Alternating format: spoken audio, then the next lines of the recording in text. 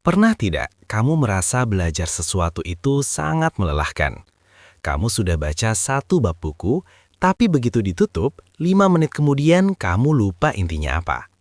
Atau mungkin kamu merasa minder melihat orang lain yang kelihatannya cepat sekali menangkap pelajaran, lalu kamu bertanya-tanya, apa sih rahasia mereka kok bisa secerdas itu? Tenang, rasa penasaran kamu akan saya jawab di video ini. Kita akan belajar dari seorang tokoh besar yang menjadi jawaban dari keresahan kita selama ini, Ibnu Sina.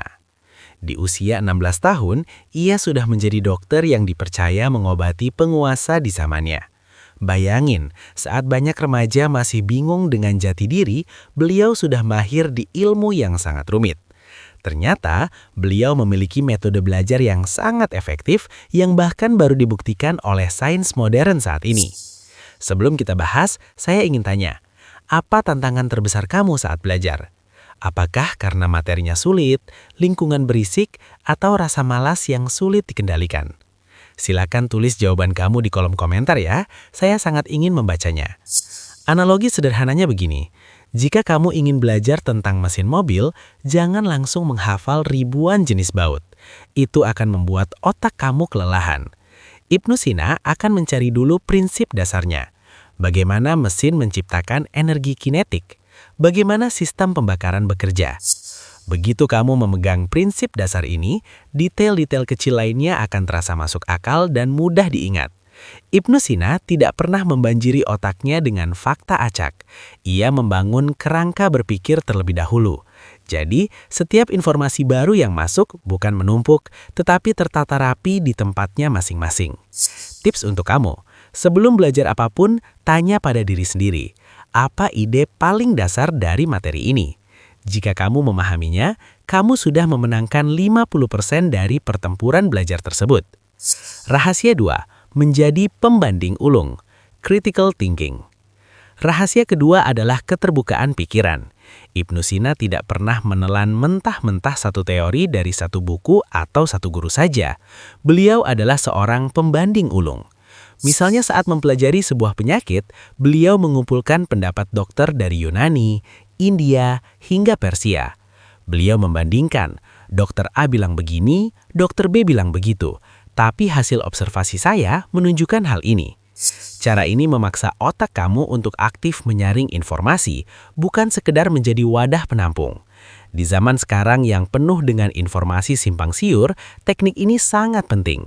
Jangan langsung menganggap satu artikel atau satu video sebagai kebenaran mutlak.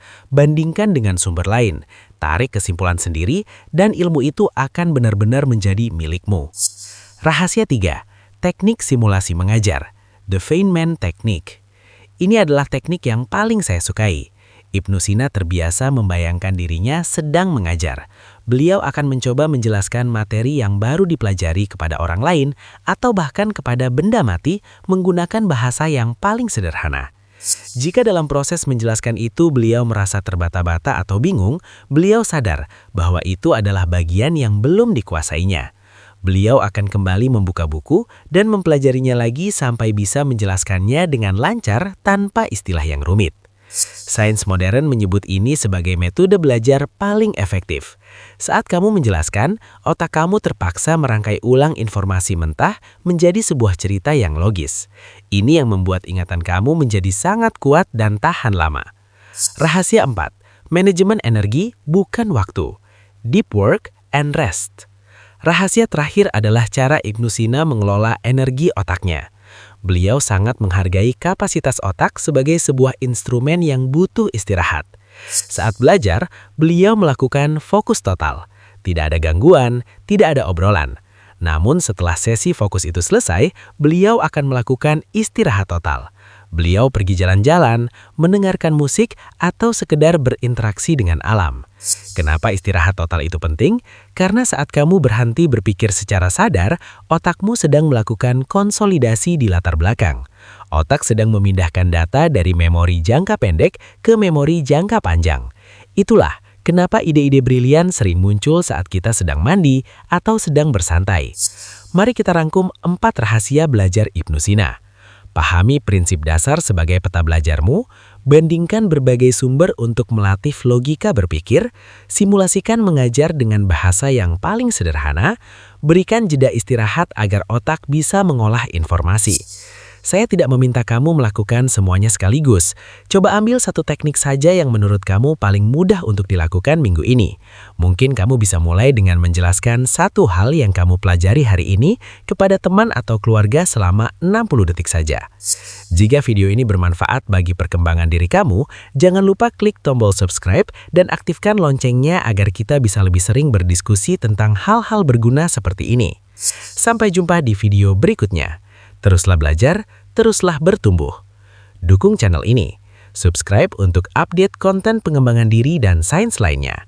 Like video ini jika kamu merasa terbantu. Share ke temanmu yang ingin pengembangan dirinya.